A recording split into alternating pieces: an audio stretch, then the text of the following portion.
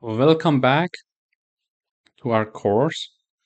So the first lecture is on the data types, and as I would like this course to be very practical and hands-on learning and practicing coding, etc., I right away start diving into the coding environment so we can easily test everything here together. So basically, this is the environment that I'm using here, but it's not important what environment you're using. Whatever you're using, either it's online or it is installed on your desktop, Mac, or whatever.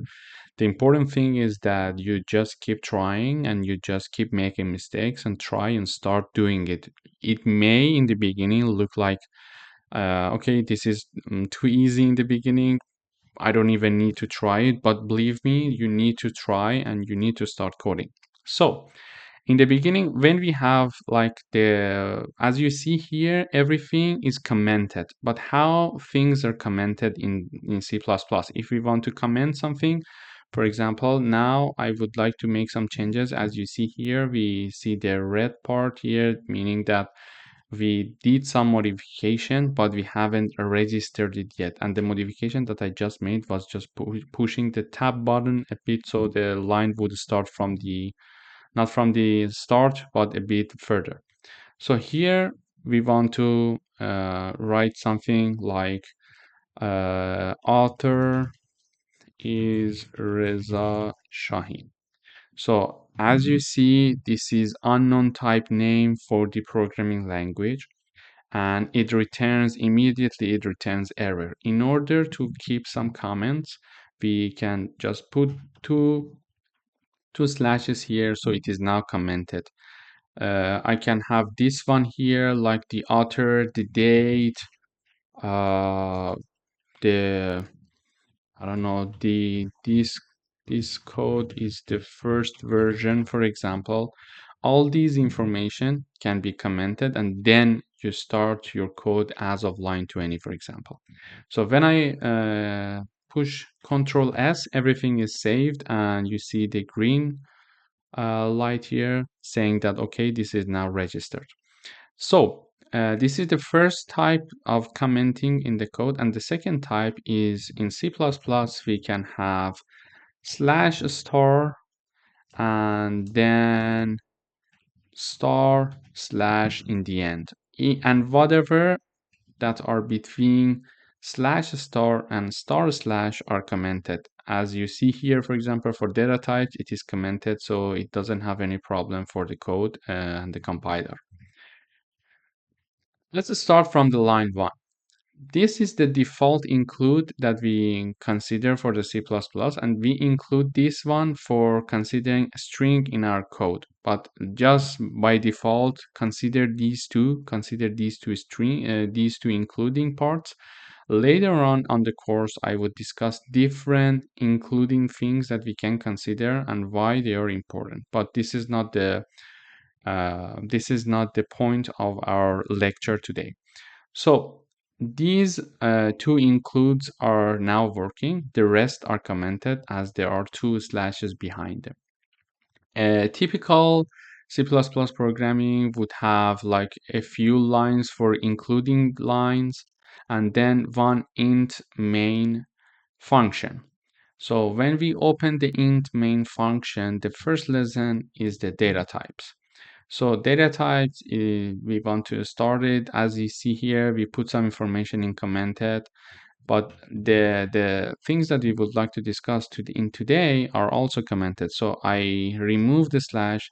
You see here, now we defined one integer value named a that is said to have the value 1. But we have one warning. It says that you declared one integer value and you have not used it yet. It's okay, but we are going to use it later. But it is just sending us some warning to consider. So the first data type is the integer. When we want to declare an integer value, one of the ways is to define it as int I, int, and all of them should be lowercase, equals to 1, and then we have a semicolon there. So we can also have like int When we used in a one time, we cannot say another time a. For example, I cannot reassign a. It says that redefinition of a, so there is an error. I would say a1. So a1 is 2 now. So we declare two integer variables. The first data type that we need to learn is the integer. And then we have the type float, that is for numbers that are having decimal values. So we define the float b with the value say 3.14, and we need to be careful about the semicolon in the end. Whatever we write in our C++ programming, it must end with a semicolon in a line. So it still gives us some warning saying that it is unused. Again, it's not a problem. We're going to use it. So there are two ways to define numbers that are having decimal values. The first one was float, and the second one was double. So we can also declare double when we are having a number with decimal values. And there are some, small differences between float and double that we will discuss later on in the course. However, if you want to just have a clue of the general differences, is that when we declare a number with the float type, it uses usually 4 bytes of memory, and when we declare it as a double, it uses 8 bytes of memory.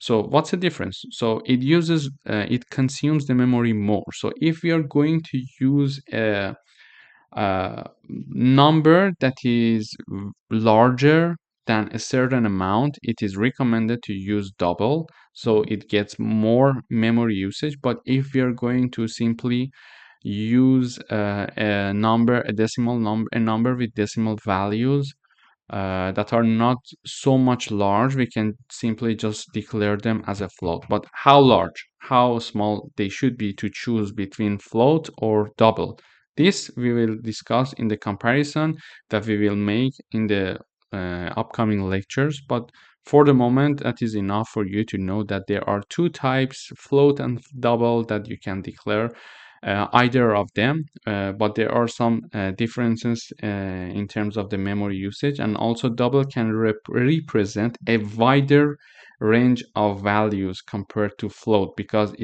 because of its higher precision and larger memory size.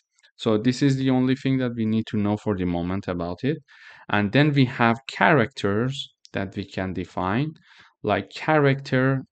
It is with the name char, char, and this is char name. It could be whatever. It could be like my character equals. It should be. You should really be careful about the quotations here. Like whatever you want to put there, you can put, for example, my name, Reza. It's okay, but it should be between these two quotations. If we forget about one quotation, we will have error. If we forget about two quotations, we will have error. So it must be between two quotations, and of course with a semicolon in the end.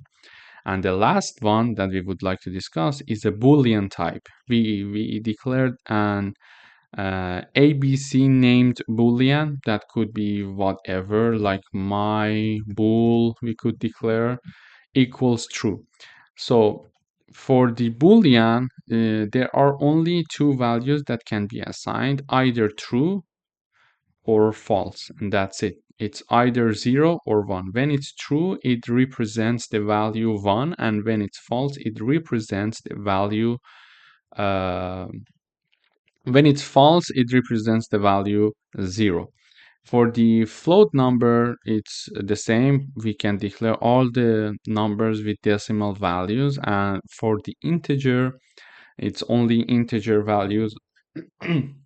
Sorry, for example, we cannot have an integer declaration for a and then consider having it with decimal values. It gives us some warning saying that you need to use double or maybe float for this and not the type integer.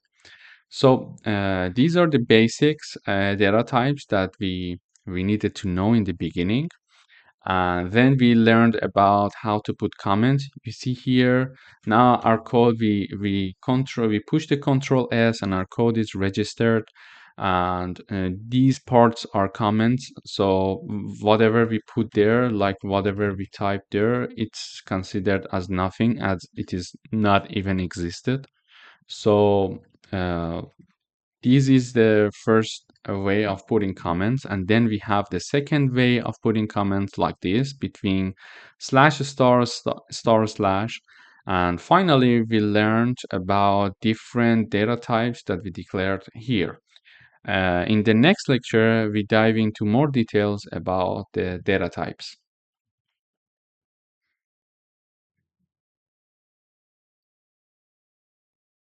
Hello, everyone. Welcome back to this course. So in previous lecture, we learned how to declare some different data types, like as you see here, integer, float, double, characters, and booleans. In today's lecture, in today's lesson, we would like to print their values. So we declare an integer a1, for example, equals to 2. And we would like to print this integer value and see it in the terminal. Here we prepared something for you. As you remember, everything is commented here in between. Everything is commented. So I uncomment this line. Oh, sorry, I put it more comments. So I commented this line. I uncommented this line. I declare integer a equals 1 semicolon, and it ends. So this is the declaration that we have here. And remember that we had some commented libraries and including things here. So one of them is using namespace std. So let me explain what this std is all about. So here, now I uncomment this line and we will have probably some errors if we want to run it. So if we would like to print something, we would have to write std colon, then cout, means that show us the output. Then we would have these two signs. And then between quotations, we would be able to have the comments that we would like to be printed in the terminal. For example, we write it here, the value of a is, and one space is put here, so, and then we close the quotation.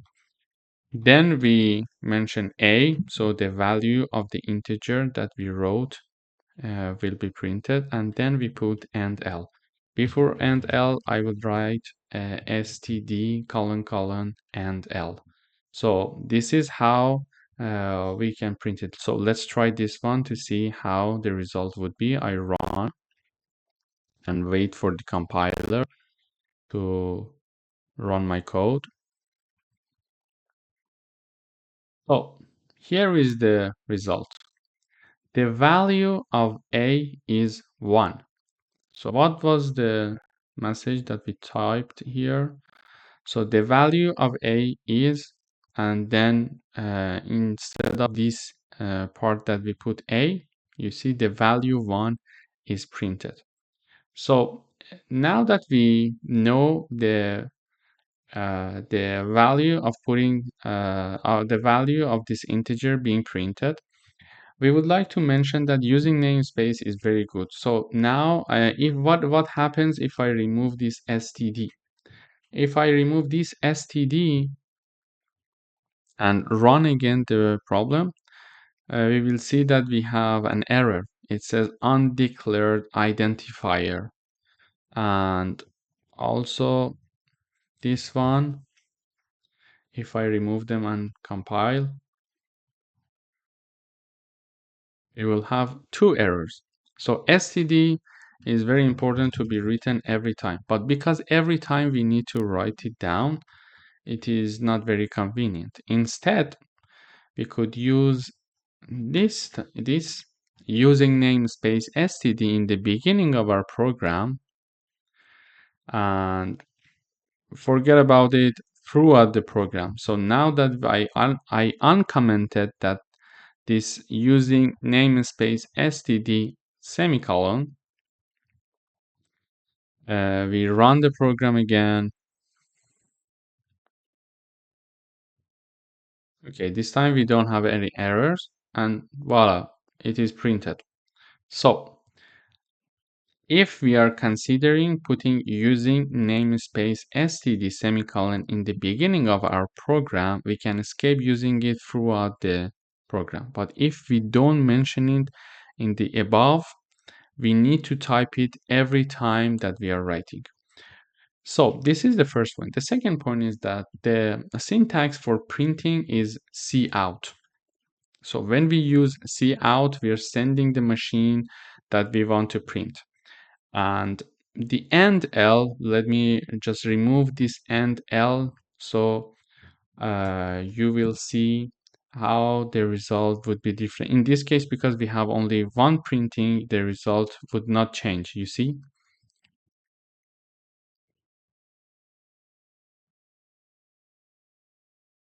Okay, so you see the press return to close this window came to the line 1. Previously, it was in the line 2. So let me print something else. Let me print it again. Let me just copy paste this line one more time. So now what happens is this.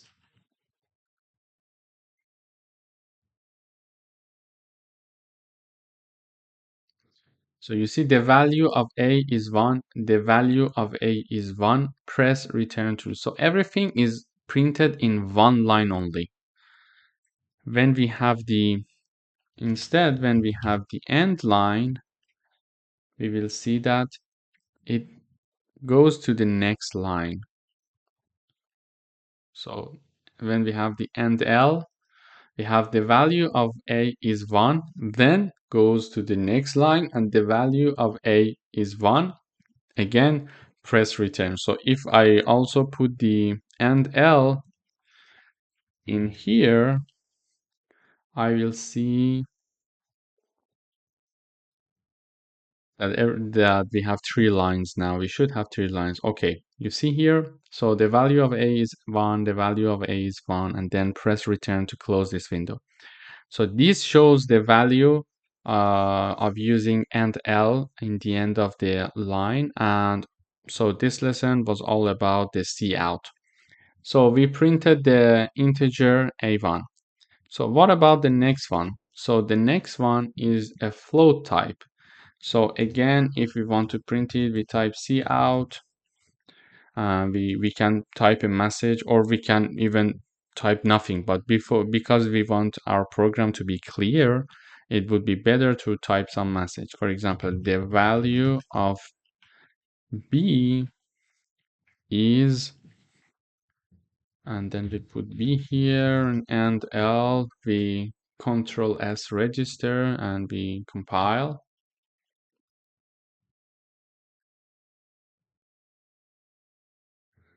Yes. So we see the value of B is 3.14. So easily we print this one. Again, for the double, the same thing. We can easily practice this, like cout, the value of C is, and C and L. We also have the characters and booleans. So I would write them together like this. So the value of char name is, then I put the char name here, and L. Also, we can write the value of my boolean is, then we put my boolean Just you should be very careful with the uppercase letter and lowercase letter in C++ because it is sensitive. So if I'm writing an uppercase M here, I should have the uppercase M here again. So let's check to see if we have errors or not. So we don't have any errors. Okay, great. So these are the prints. So we printed 2A, 1B. You see that the B is between quotations because here I put the quotations in the printing part. If I remove it, it will be removed.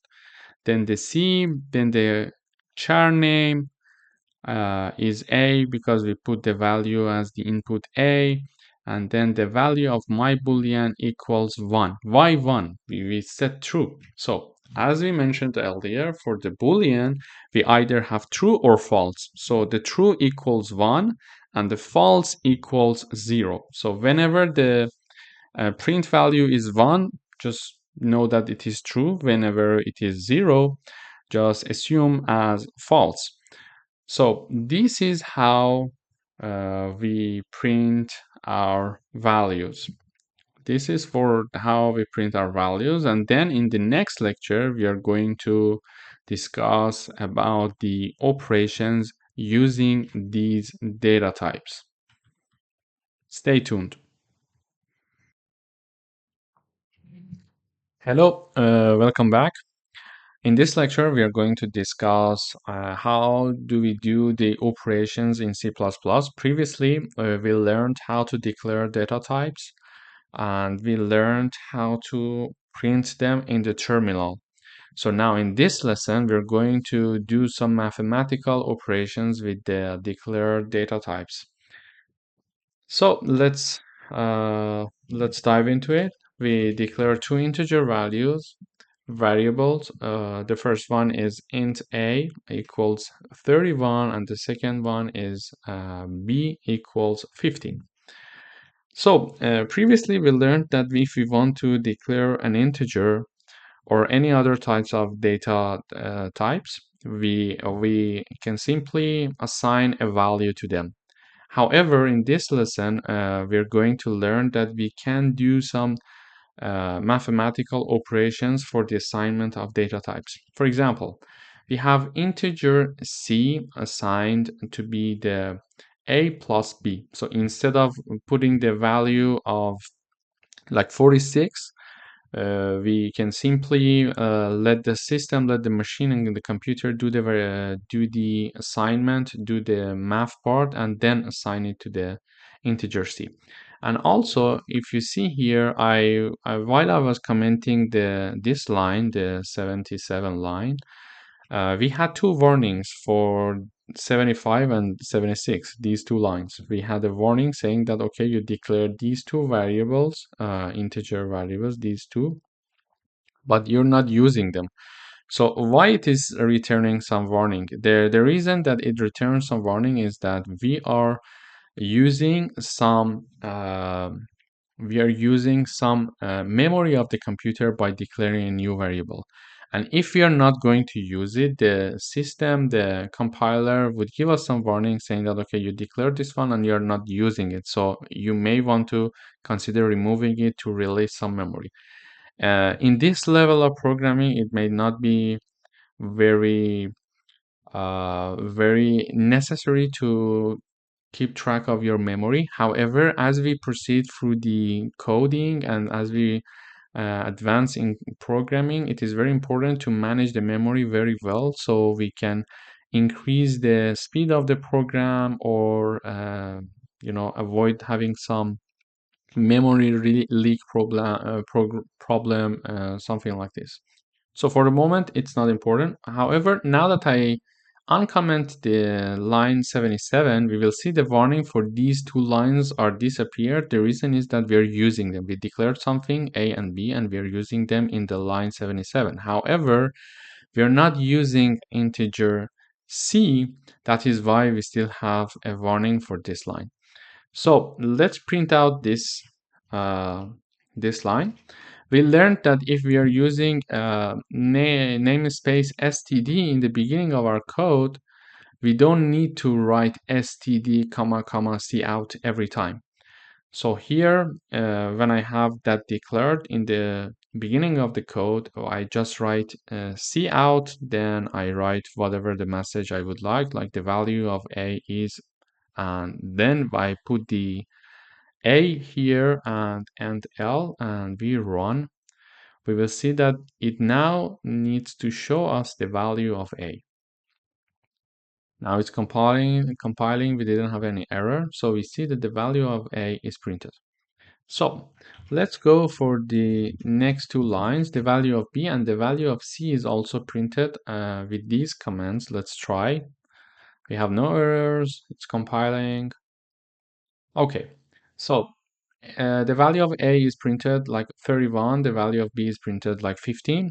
The value of C is also printed as 46. So the key point to today's lecture was that the math is done by the machine. We don't need to do the calculation. We just assigned the A plus B to C and it did the calculation itself, and now it's printing it. So now that we see that we have this option, we can uncomment these parts as well. Like we declare D, E, F, and G to be A minus B assigned to D, A times B assigned to E, A divided by B assigned to F, and A modulo B, which returns us the value of the remainder of when A is divided by B. So here you see we used integer C, so the warning for this line is disappeared now. So we still have the warning for the rest because we are not using them anymore. We're not using them yet, let's say. So let's print out these values to see how it would work. Now compiling, no errors. Okay, so let me bring it down here so we can compare it with the operations. Okay, now it's good. So A minus B is printed to in D and stored in D. So it's 16, which is their difference. So A times B is 465, that is stored in E. We can see it in this line. And then we have the F as to be 2. So when A is divided by B, the value would be 2. And the remainder is 1, because when A is divided by 2 by B, which is 15, the remainder would be 1. If we change the value from 31, for example, to 30, we would see that the remainder should change. Compiling, no error. Let's see the result. Yes. So still we see that the A divided by B is stored in F. It is still showing number 2, which is correct. However, when we change 31 to 30, we have no remainder because these are so 30 is 15 times 2, so no remainder is rested will be there when we divide A by B. So in today's lesson, we learned that the operations can be done by the machine, and we tested some beginners operations, mathematical operations, and let the machine do the mathematical formulation. In the next lecture, we are going to do the same mathematical operations, but to the float data variables. Hello again, welcome back. Today we're going to discuss about the operations, the second part about the floats. In the previous lecture, we discussed how we do the operations for the integers. And in today's lecture, we are going to do the same operations with floats. So we declare different floats here as A, B, and then as of C, we have the operations involved in the assignment. So C equals A plus B, D equals A minus B, E equals A times B, and F equals A divided by B. So there is one thing to be very careful about when we are doing these mathematical operations for the float.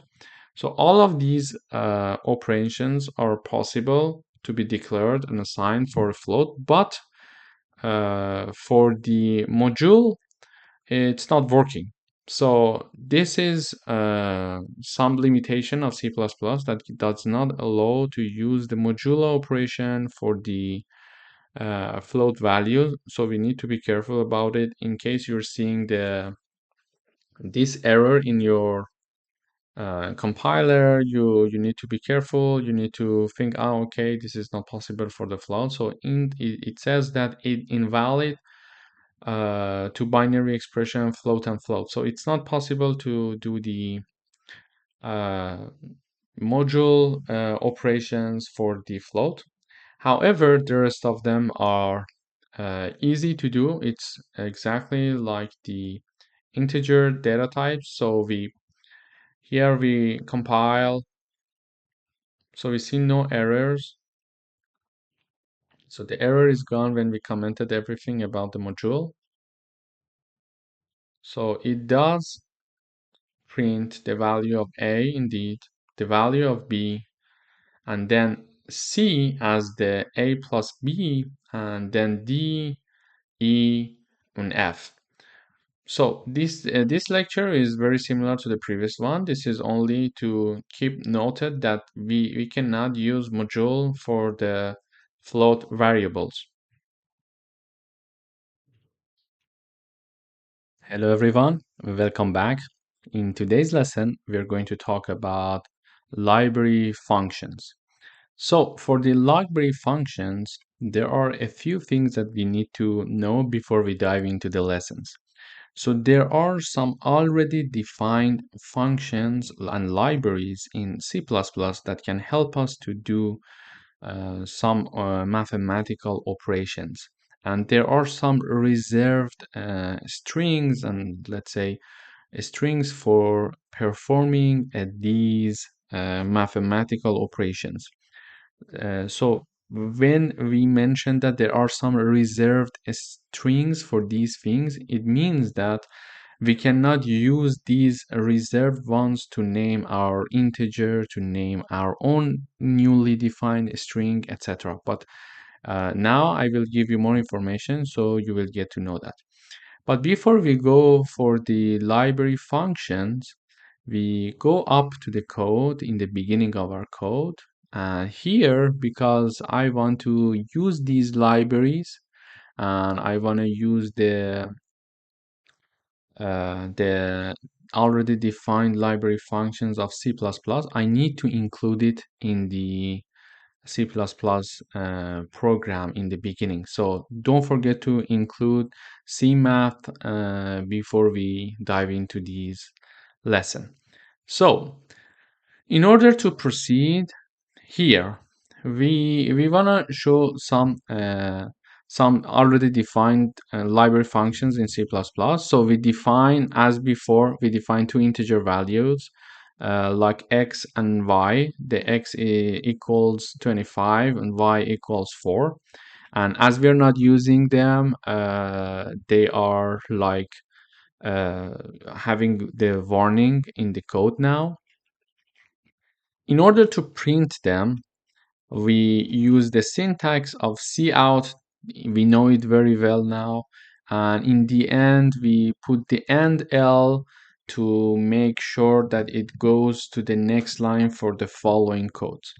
But what are the reserved functions? The first one is sqrt. The sqrt function gives us the a square value of a number, of an integer.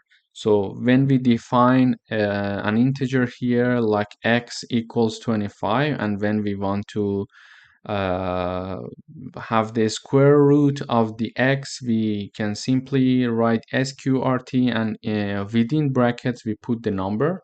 So easily it will print us the square bracket of the integer x. So let's compile and see. .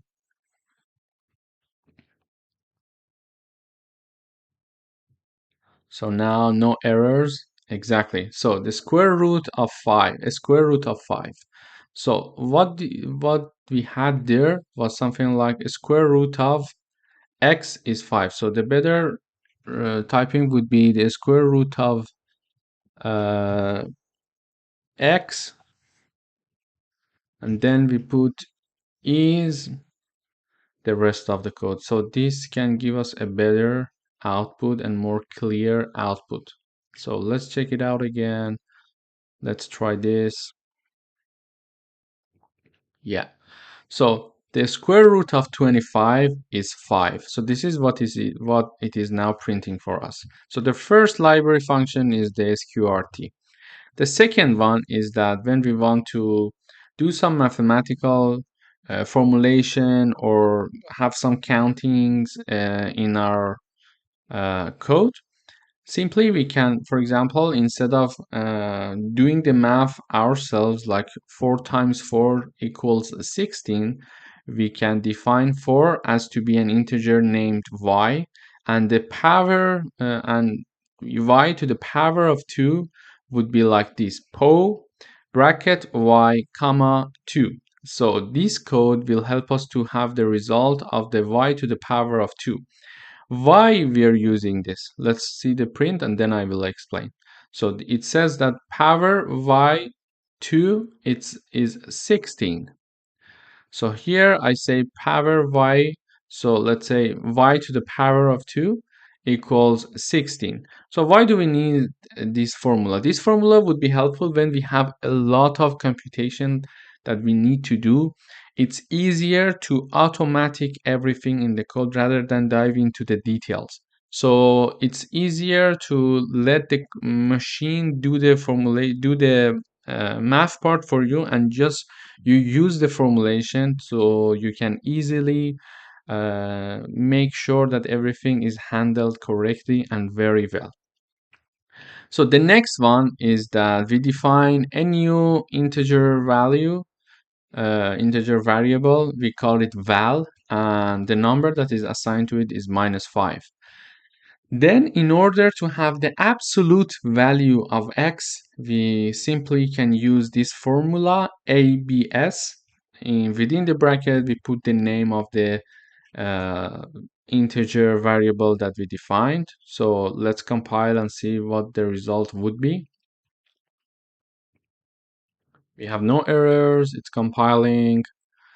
Okay, now the absolute value is 5. You see?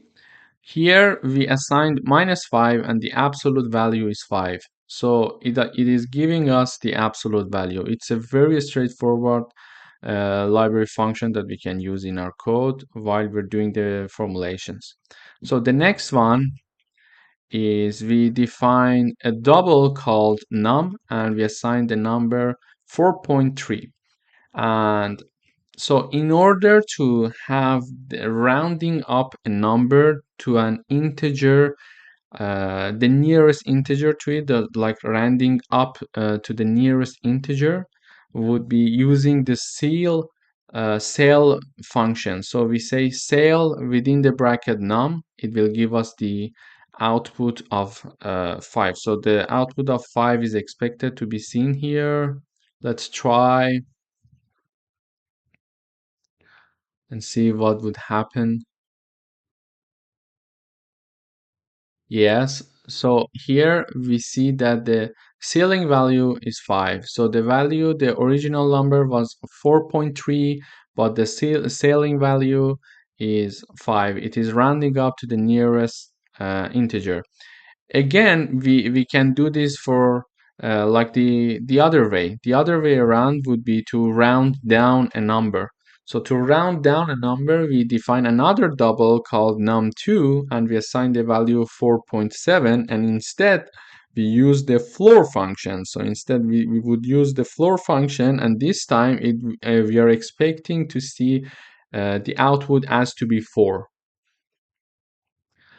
Now compiling, no errors. Yes, the floor value equals 4. Let's check it out again here. Sorry. Let's check it out again here. Yeah, so the original number was 4.7 and the printed number is 4. So it rounded down the double number. So another function that would be very helpful for us in C++ would be the following. So if we have two numbers and we want to make sure what the result of what the larger number is among these two. So it's sometimes you might say that, okay, so if we know two numbers like 2 and 7, we already know that the larger number is 7. Yes, this is straightforward. However, in the day-to-day coding, you may define two integer values in the beginning of your code, like let's call them x and y. Then you do a lot of computation on these two values. And since the machine is handling all the computation, you don't know that x would be larger or y would be larger after like 100 lines of code being done for the calculation. And in the end, you just care about the larger number. So instead of, reading all those lines and going through the details, etc., you can simply use this library function. So in the end, you can simply just find fmax, the integer value for the first integer value, and comma the second integer value like here, and then it will just give you the largest value. So here we use fmax, and there are two values, 3.7, 3.5 and 7.2, and obviously the larger is 7.2, so you can easily get the larger number here. So this is the maximum, 7.2. As I mentioned, it may be straightforward, but when you automate everything in the code, like in tens of lines of code, in the end, you don't need to go through the details. You just simply use this function and it will return you the larger number.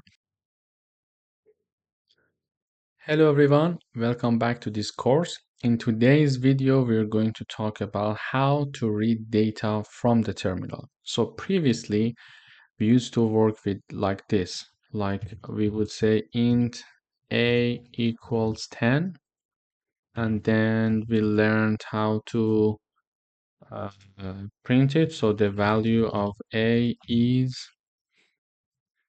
a and L.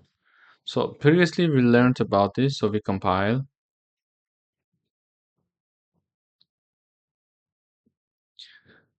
So compiling, no error. So here we see that it printed our data. So what if we want to read the data actually from the terminal? So if we want to do that, if we want to read the value a from the terminal, we should change our approach somehow. So we can change our approach like this. We just define our integer data type, like called a, and then we learn here a new syntax that is cin, and then we see in the a that we have here. But in order to read it from the user, we need to first show a cout message to the reader saying that, for example, whatever you want, you can say that tell me what your number is, and then we close it. Then we store the number that the user tell us. We store it here, and then we show it here. Let's try this program together to see if it works or not. So yeah, it says that tell me what your number is. So I would say 10, and it returns me the value saying that the value a is 10.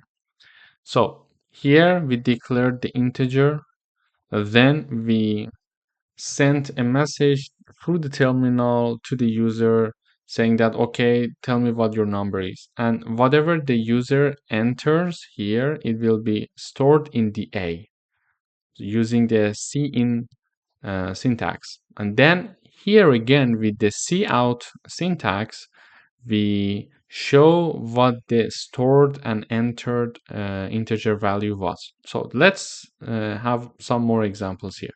So here again, I define another int. So let me comment the above lines so it's clear. So we have an integer value called number. We show the print value to the terminal, enter an integer, and we read the number, and then we show the number. So it's again the same procedure. We first declare the integer, we show the message, and then we store the number that is entered by the user, and then we show the output. So here again we compile. Let's see how it would work.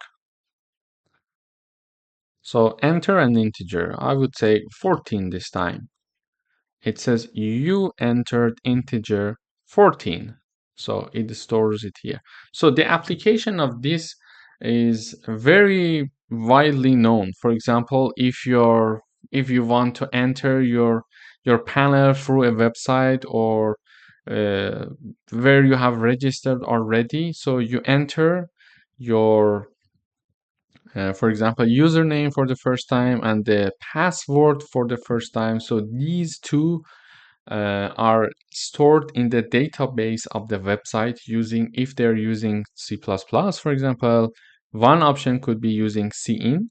So they store it in their database, and the next time that you want to visit the website or wherever that registration is, you enter everything and they check your entered data with their already stored database, and if it's there, they say okay, you can come in. There are some if conditions to check before they let you in that we'll discuss later on this course. So this is how integer is done. Then if we want to consider a character, so let me comment the ones that for integers here. So we have a clear code. So let's say I have a character defined that is char and the name is character. So that is char. You can call it whatever you want. Instead of that, I can say my char, for example. I would say this. So whatever you want, it's your call. So then we show the message to the user saying that enter a character, and then using cin function, we store it. And now here we have an error because we changed the name of the declared character. I would say my char. So and then here we should have another error because we need to change the character here. So here what I'm doing is that I am declaring a character, then I'm showing again I'm going through the procedure. I'm showing a message to the user saying that okay, enter your character. Then we store the character using cin function and we print it out. Okay. So for a character, we know that we need to store only one letter. So let's compile. We're compiling. Let's check it out. I would say R. And it returns me my character. Let's compile again. This time, for example, I would say A. It returns me the character again, A. So, but what if I want to put two letters like RE? It returns only R. What if I want to store more than one? Like I would say Reza. It only returns me R. Why? The reason is that we declare it as a char. So char only is able to store one letter, not more than that. So even if you write many letters there, it does not register it. It only is able to register the first letter. So this is something very important to keep in mind while you are using the characters. So what if we want to consider more than one letter? So then we don't have to use char or char, we are only using string. So in that term, let me comment these lines so everything is clear, so we know which lines are currently working. Let's go down. Yeah.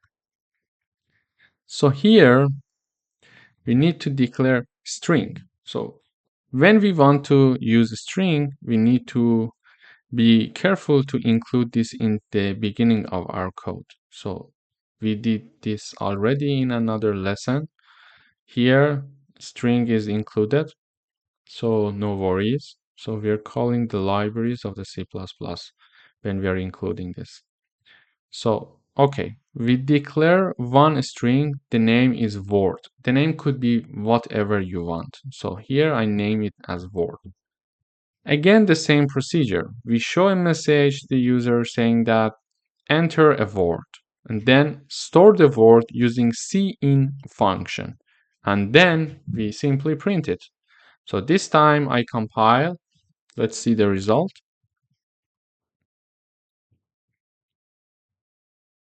No error. Okay. Enter a word. I would say Reza. This time, because we declared a string, it returns the full letters. It's not only the first letter like car. So let's try again. I would say whatever you want, like Amir Hossein. It returns Amir Hossein. Whatever you want. Let's try again. We say peer. It returns peer. One important point about the way that we are reading the information from the input is the following. So here I'm defining a string. I'm storing everything using cin function. So cin function cannot go after one space. What that means? That means it means that, for example, when we were having characters being stored, only the first letter could be stored. When we are having a string being stored using cin function can go up to no matter how many number of letters you have in your string, but there should be no space between them. If there are spaces between them, it cannot differentiate it. Let me just give you an example. So here we wrote Reza and Reza was okay. But if I push this space and then I write, for example, my last name, it returns me only the first part. So when we are using the cin function for storing the input, to read and store the input, it goes until the first string, and the second one is missed out because there is a space there.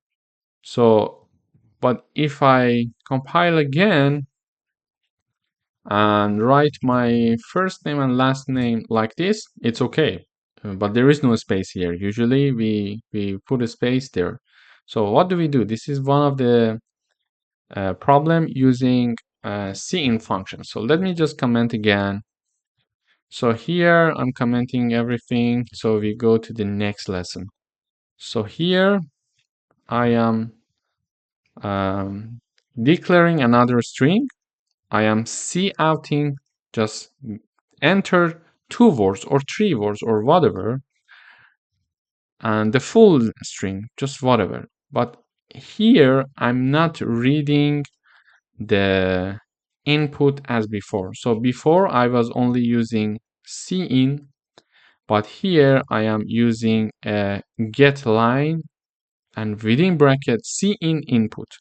This helps us to read the entire line and not only the first word. Let's try this one. So if we try this one, let's see what happens. So if I write Reza, it will say Reza. Let's compile again.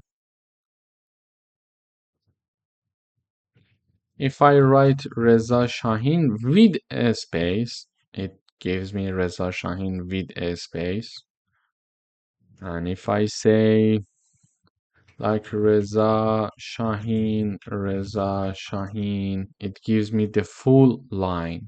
So this is the one of the important things that we need to consider while reading the input. Depending on what we want to get from the user, we need to code based on that.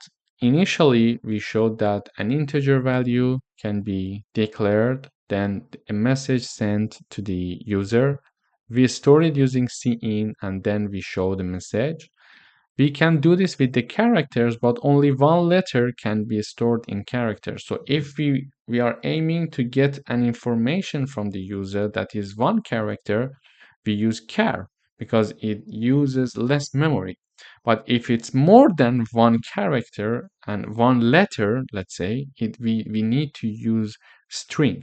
And if we want to use a string, if the string is only one word and no space there, so we can simply use cin function to read the data and store it. However, if there are multiple words and there are some spaces between them, we need to use getLine instead of cin only. We use the function getLine, and within bracket you just type down cin input. This is some predefined function from the C++. And then you store it. Thank you very much for following this course. In the next lesson, we will dive into the deeper understanding of C++. See you there.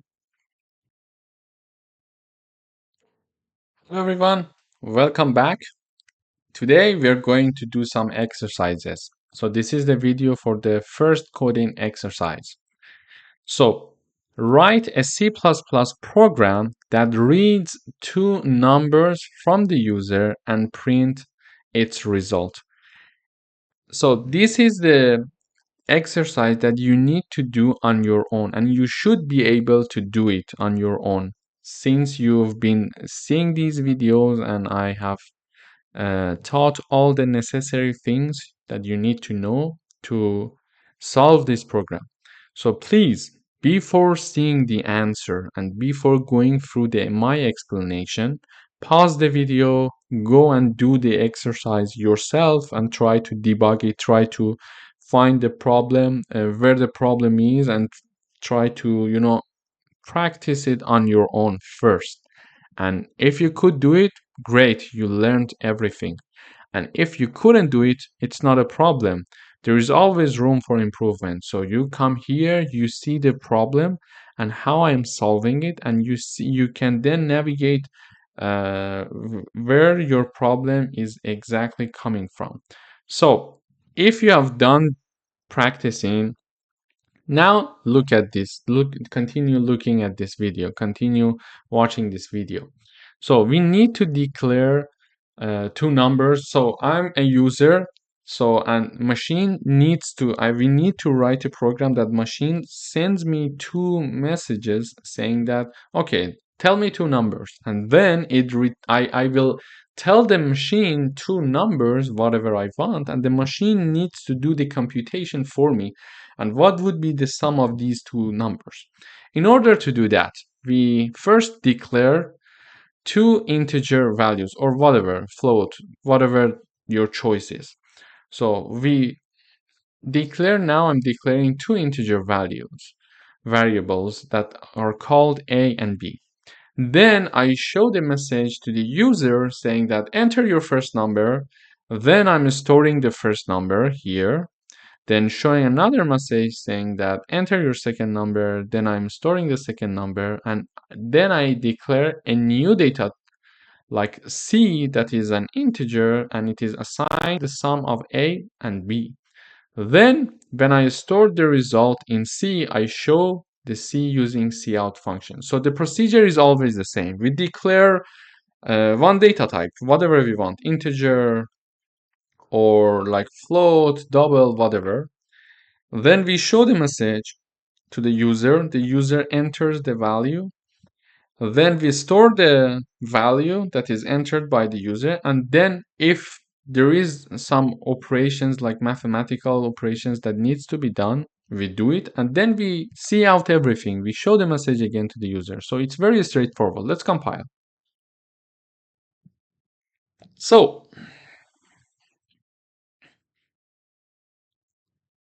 now it's compiling. So type your first number, I would say 14.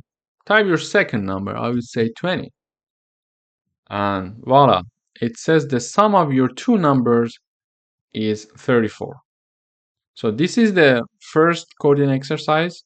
We are going to have more and more coding exercises, and it's important to focus and try to learn from your mistakes and first do the exercises on your own and then come back here to correct your errors or to validate your solution. Thank you for watching.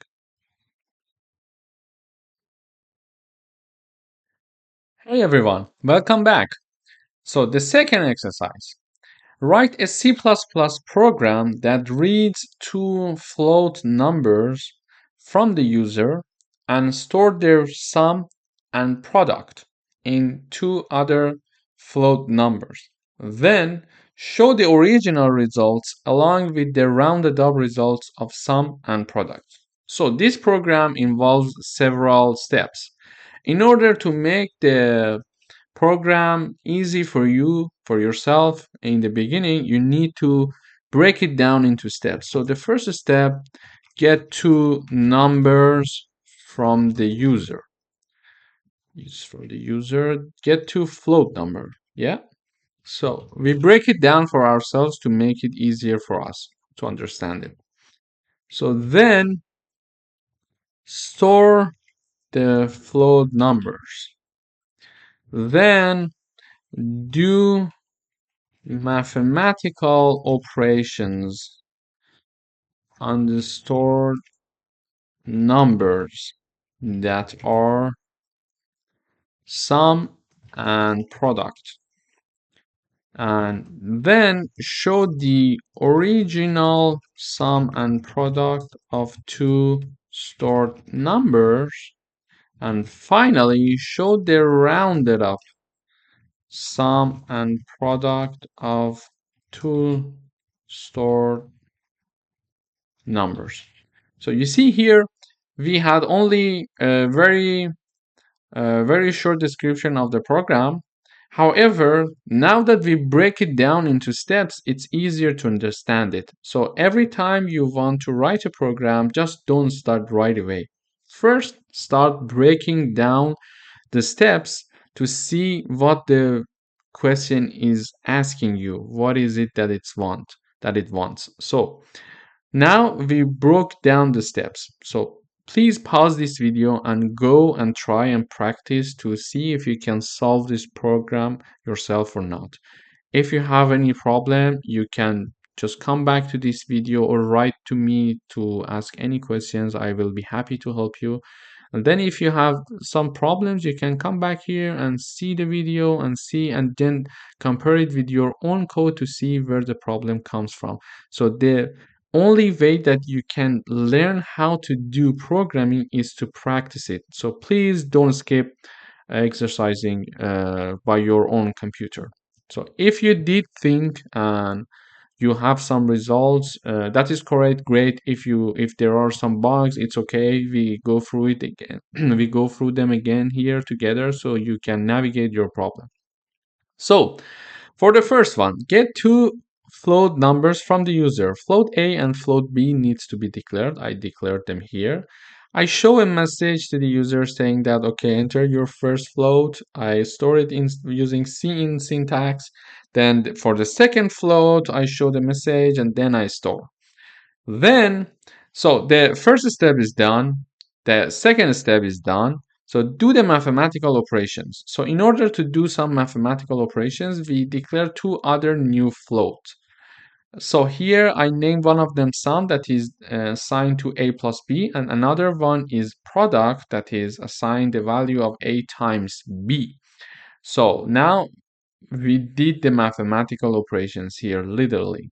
Then it tells me that we need to show the original sum and product of two stored values. So because the stored values are float values, there are some decimal along with them, some decimal numbers associated to them. So showing their original means you touch nothing of the sum of the and product. You just show it right away in the terminal. So using this cout, I say the original sum is, and then I put the sum, and the original product is, and then I put the product. I put end L so it goes to the next line. However, the last step is asking us to show the rounded up sum and the product.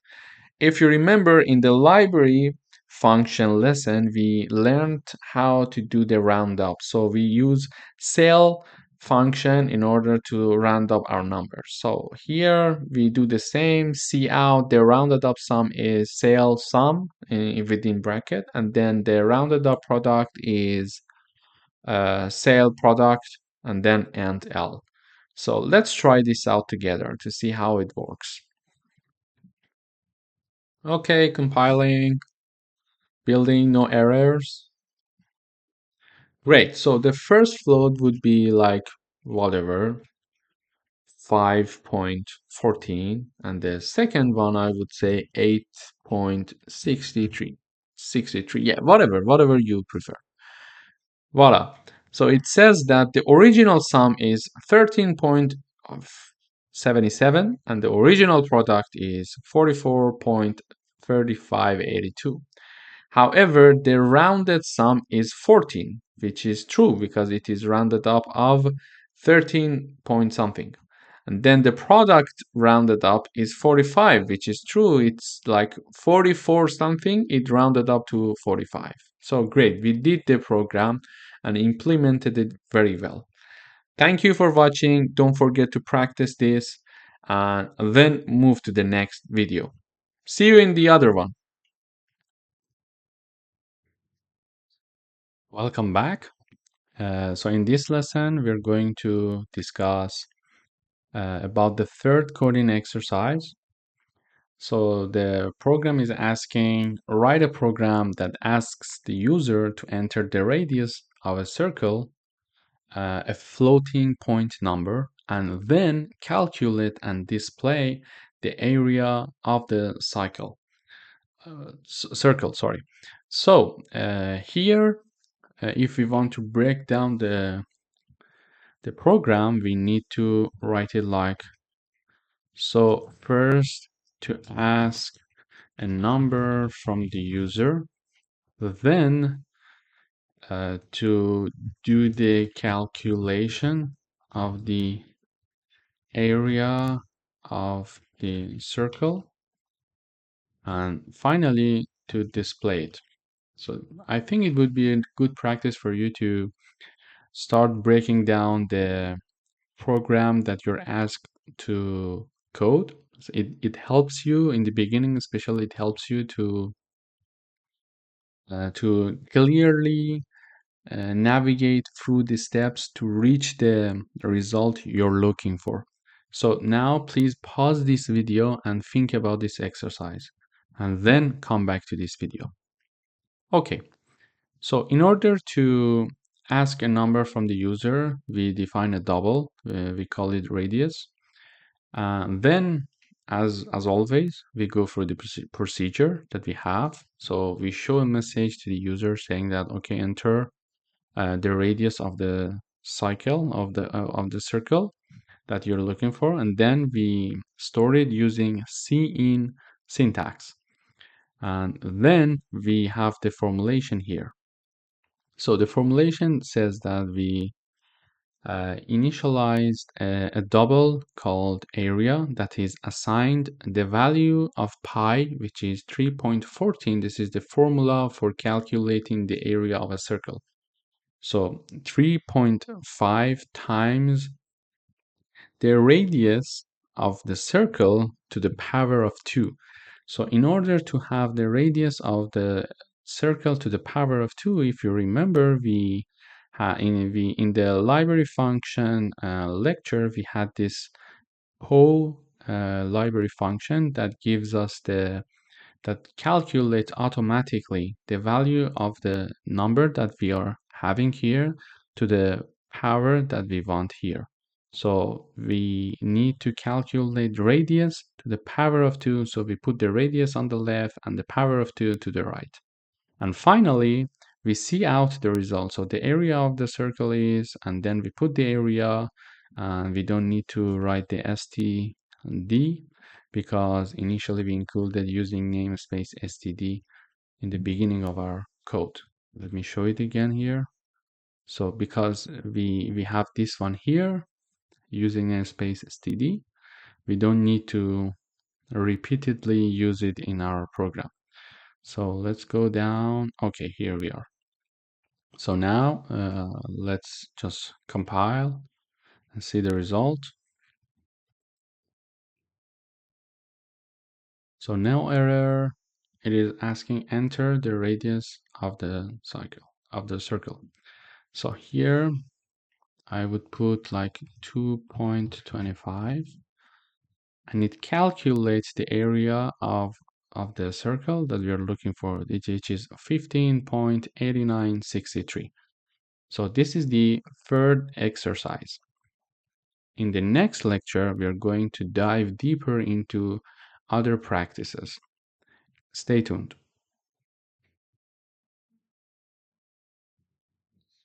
Welcome back. Here we have the fourth coding exercise. So write a program that reads the radius and height of a cylinder from the user and calculate the volume. So let's break down. The first thing is to break down the program. So the first thing is that read the radius and height from the user. Secondly, calculate the volume of a cylinder. Third, show the result. So this is a good practice for you. And we know that from before, the formula to calculate the volume of a cylinder is pi, which is a fixed number, 3.14 approximately, radius to the power of 2 times height. So this is the formula. Please pause the video now and go and practice, and then continue watching this exercise being solved. Okay, so the first thing is that read the radius and height from the user. So here we are reading the radius and height from the user. We are showing a message saying that enter the radius of the cylinder, and then we store it using cin or scene, and we see out enter the height of the cylinder, and then using cin syntax we are storing the height. And then here we have the formula saying that we initialize a double called volume. The formula is pi number times radius to the power of 2 times height. And then in the last line, we use cout syntax to show the volume. So let's compile and see how it works. Okay, no error. So let's just think about the radius, like I would say 3.17, and the height would be 10. So it calculates here, it calculates the amount that a volume of a cylinder with a radius of 3.17 and the height of 10 for us, which is 315.535. So this is very good. The something that we need to make sure of is that in our program, so this program is very straightforward, but something to make sure of is we sometimes have a result and we need to validate the result that we have. So for example, it says that the cylinder is volume is around 315. So how to make sure that this result is okay or not? So as I said, this is very straightforward. So we know that it's true, but sometimes when the program is complex, we need to make sure. In order to make sure is that we print step by step of the result. For example, we would be able to here first we have a double called radius to power 2, which equals the power of 2 of the radius. So we store it here. So this is the first thing. And then we can see out the power of 2 is the power of 2 of radius is, then we print it, like we print this uh, this one here, and del. Also, we can print the value of like pi number times the radius to the power of 2. Here we have the, for example, let's initialize something here before doing that. Double AA, I would call it, which is 3.14 times the radius to the power of 2. So here I also print this one. And then we have like double, another double, saying that AA times height. See out the volume should be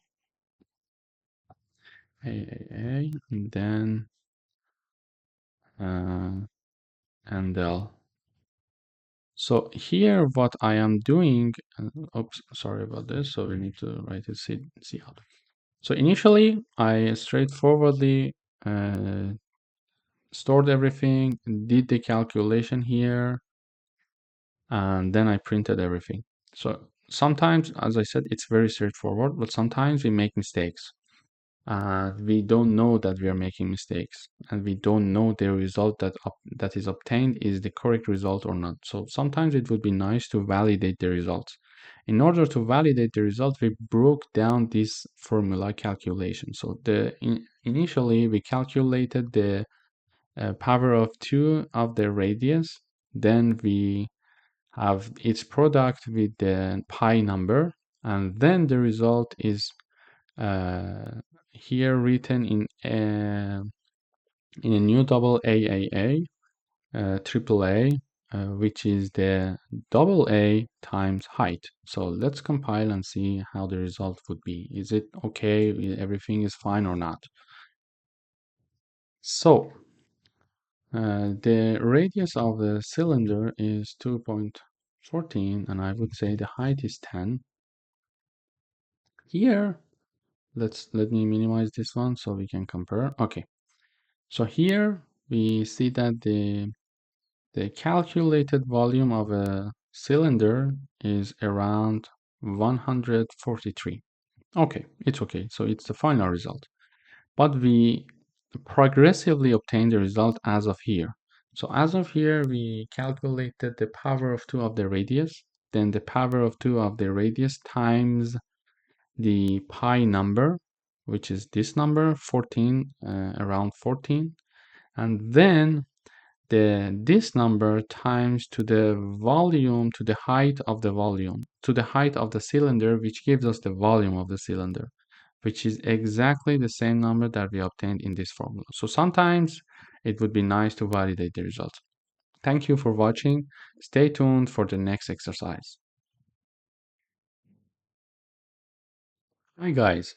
So in this exercise number 5, we are asked to write a program that reads the principal amount, rate of interest, and the time in years from the user and calculate the simple interest using the formula in the below. So the formula is, we have it like interest equals principal times rate times time. All of them are divided by 100. So please pause this video and go and think about this and how to write this program. It is very easy, so you need to practice yourself.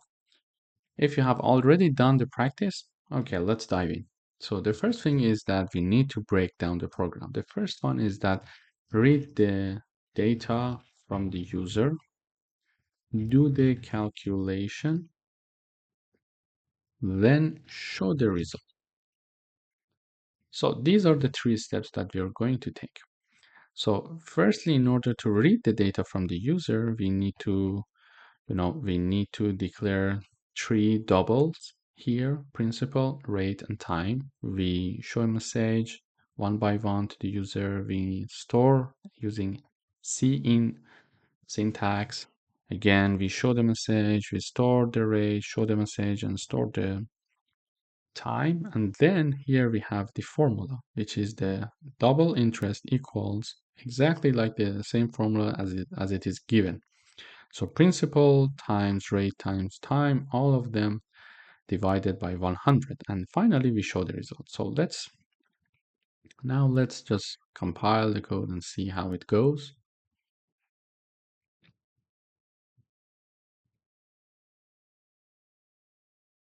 So I would say the principal is 200,000.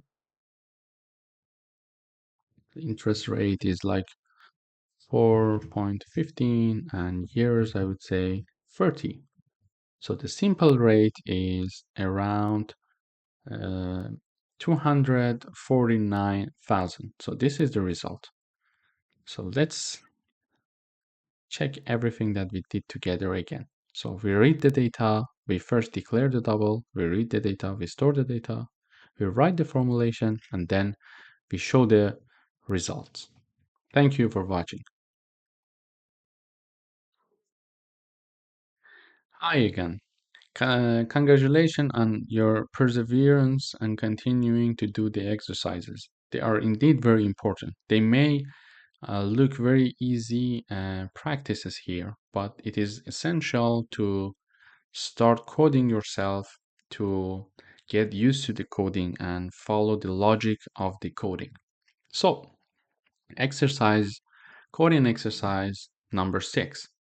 So write a program that reads a temperature in Celsius from the user and converts it to Fahrenheit. And we know from before that even if we don't know, we can just search Google and find this formula. So Fahrenheit, a degree in Fahrenheit equals a degree in Celsius times 9 on 5 plus 32. So this is the already known formula, and we accept it as it is. So we break the program. So we need to read the data from the user, do the calculation, and show the result. So it's very straightforward. So we initialize a double called Celsius, and we show a message to the user saying that enter the temperature you have in mind in Celsius. So and then we store it using cin syntax. Then we do the Fahrenheit double here equals Celsius, exactly like the formula. Celsius times 9 on 5 plus 32. And then we show the result as Fahrenheit. So let's try this. So I would say, let's say 25. So 25 degree in Celsius would be 77 in Fahrenheit. So let's try it again. So here we have like 12.5. So the degree in Fahrenheit would be 54.5. Thanks for watching. In the next video, we will have more exercising. Welcome back to another coding exercise. Coding exercise 7. Write a program that asks the user for a floating point number and rounds it up and down. Previously, if you remember, we had two library functions that could do this for us. So one of them was ceil and the other one was floor. Ceil would have rounded up a number to a nearest integer, and then floor was rounding down the number to the nearest integer. So we break down the program. So we read the data from the user. What's the floating point number that you want to enter? Then we do the calculation using these two library functions. And then we show the results. So here we initialize a double called number. We show the message to the user saying that, okay, enter a floating point number. Then we store this number using cin syntax. After that, we show the result using cout. Here, showing the result and the calculation are both in the same step. So here we can easily say that cout rounded up is sealed number within the bracket, and then rounded down is floor, the number within the bracket. So this number is exactly that number we initialize here, and we store the entered number in this number. So it could be like whatever, my value, for example. Okay, so don't get confused with the name. So it could be my value, whatever. So let's try this one.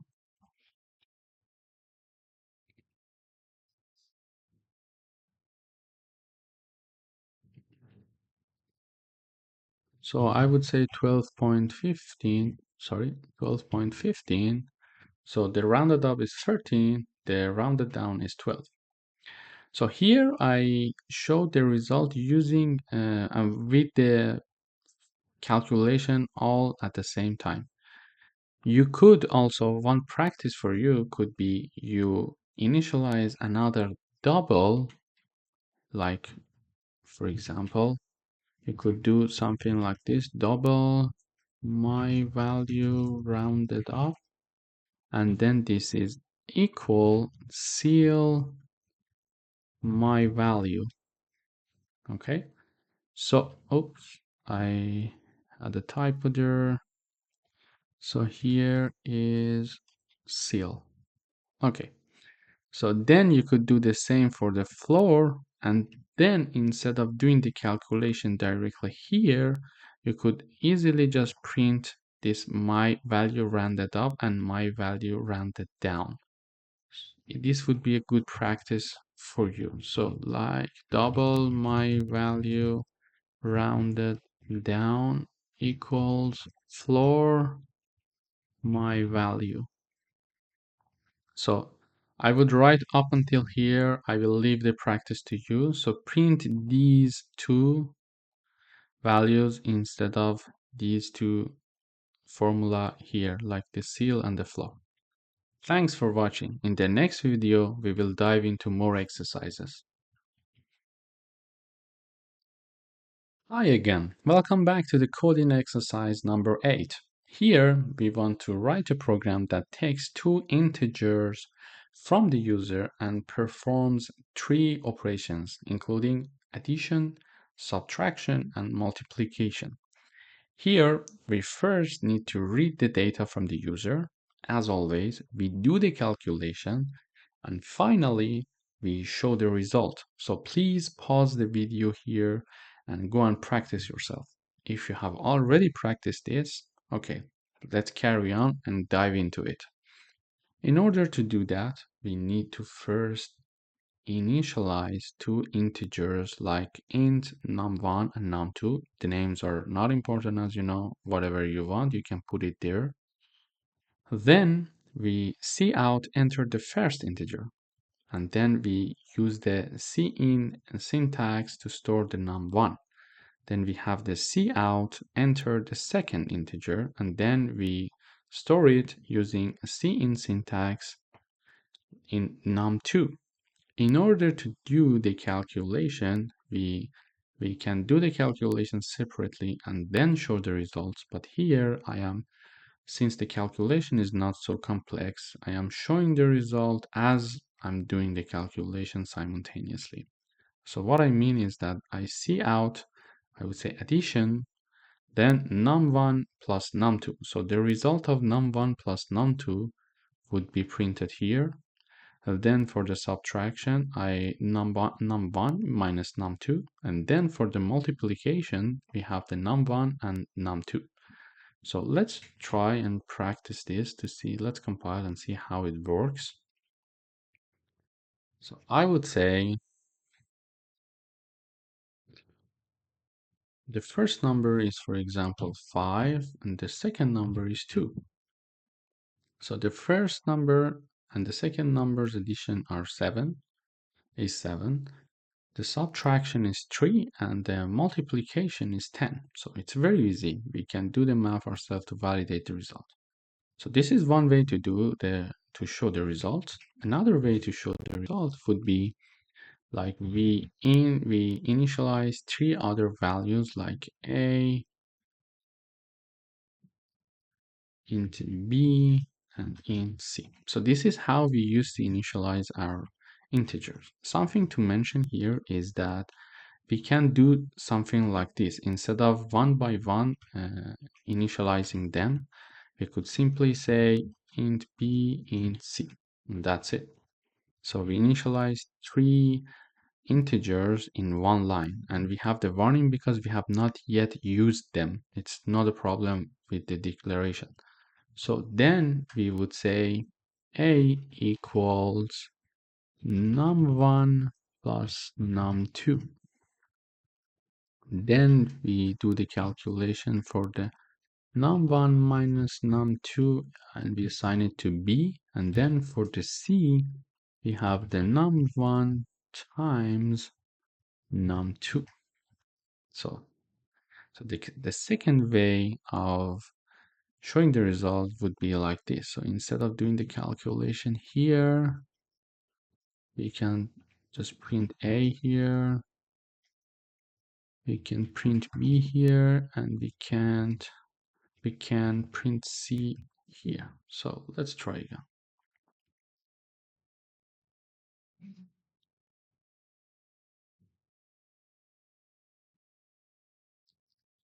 So I would say again 5 and 3.